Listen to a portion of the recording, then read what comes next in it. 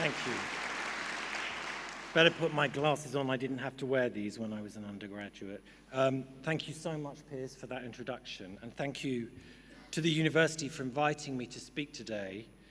It's a real honor to return here to this remarkable place and to share this special moment with all of you.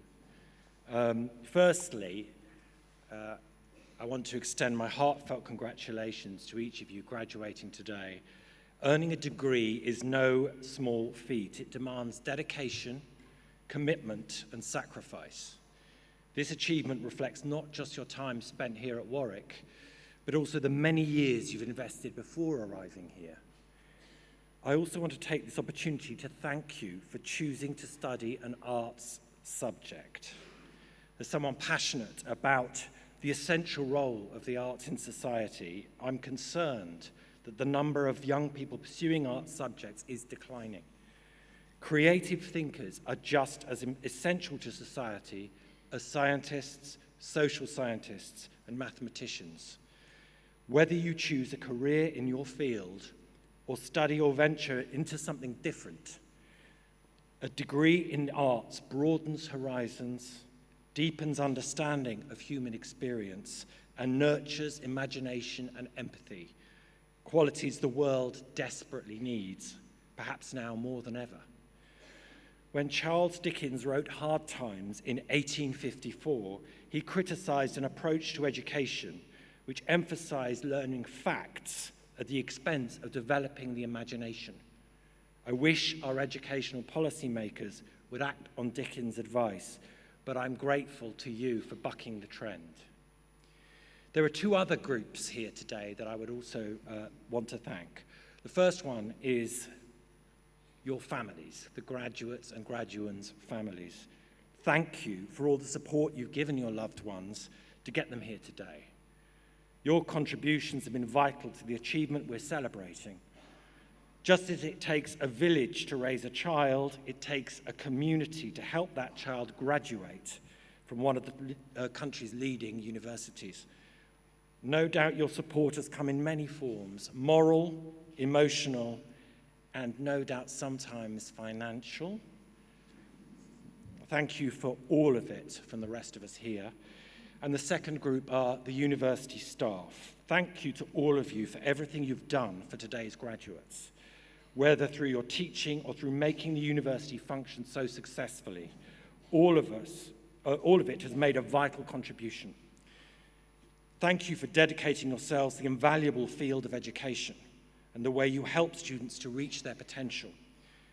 Finally, thank you to the academic staff for the contributions you are making through your teaching and writing to deepening humanity's understanding of your chosen subjects.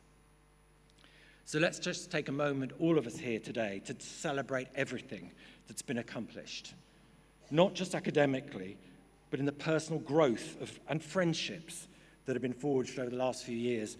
If my experience is anything to go by, those friendships will last a lifetime. It's important to remember, of course, that learning does not stop here. Education is a lifelong process. All of us, no matter how old, wise, and successful, have things to learn. If we can be humble enough to accept this, to allow ourselves to be the person in the room who doesn't know everything, we can create space to keep continually learning and growing as we move through the world.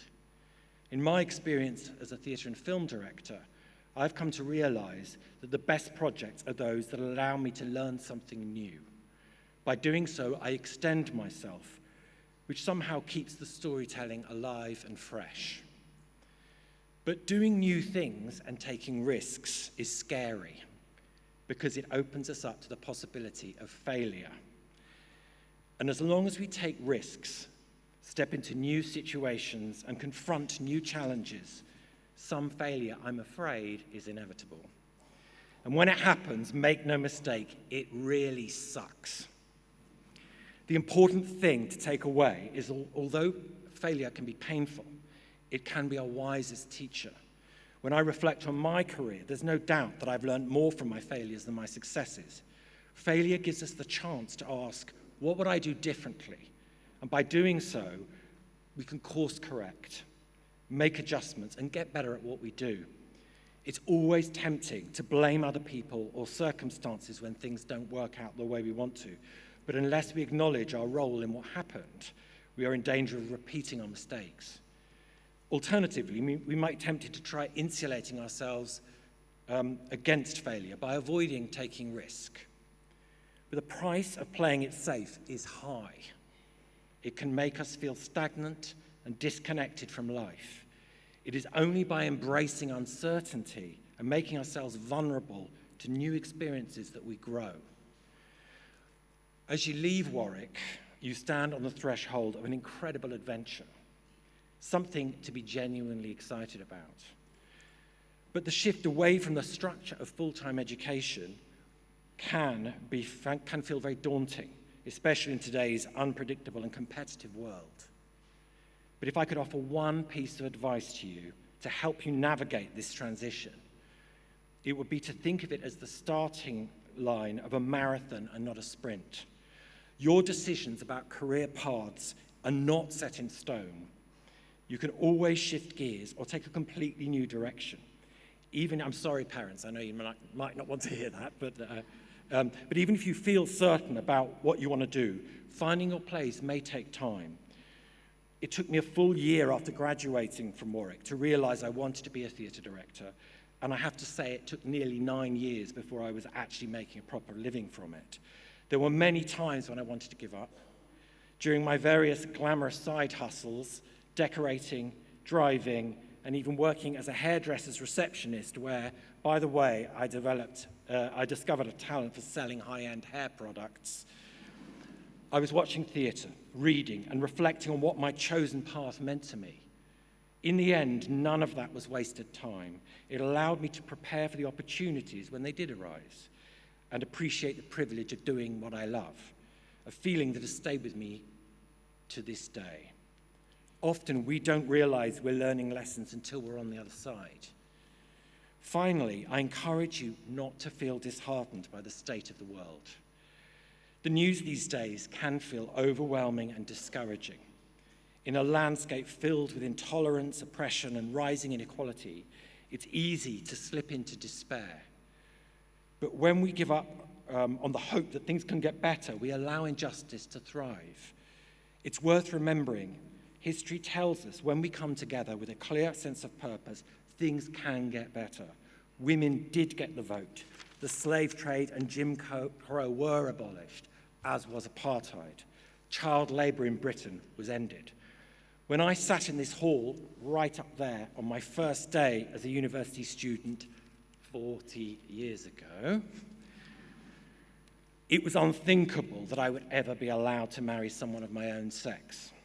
And yet here I am, 28 years into a relationship and happily married to a wonderful man. He put a ring on it.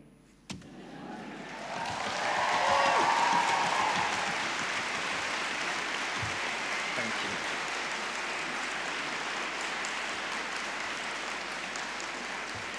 Whatever the news and the algorithms tell us, there are individuals across multiple communities tirelessly working to effect change, challenge injustice, and live with authenticity. Beyond the world of social change, when we look at the daily lives of people around us, we see kindness, integrity, and decency. I urge you to focus on those things, and whether politically minded or not, to always offer positive energy in your personal and professional relationships. Remember that kindness is a massively underrated virtue, but it can save lives. Remember, I have immense faith in your generation. You possess confidence, generosity of spirit, and a keen awareness of the wider world that is genuinely inspiring. Despite the many obstacles we face as a species, I believe in your ability to find creative solutions and your faith that we can make things better. Everything you've learned at Warwick will help you in this endeavour. So I encourage you to use your degree as a tool for good in the world. We need your skills and your humanity now more than ever. Once again, congratulations on reaching this milestone, and I wish you all the best as you embark upon the exciting new chapters of your lives. Thank you.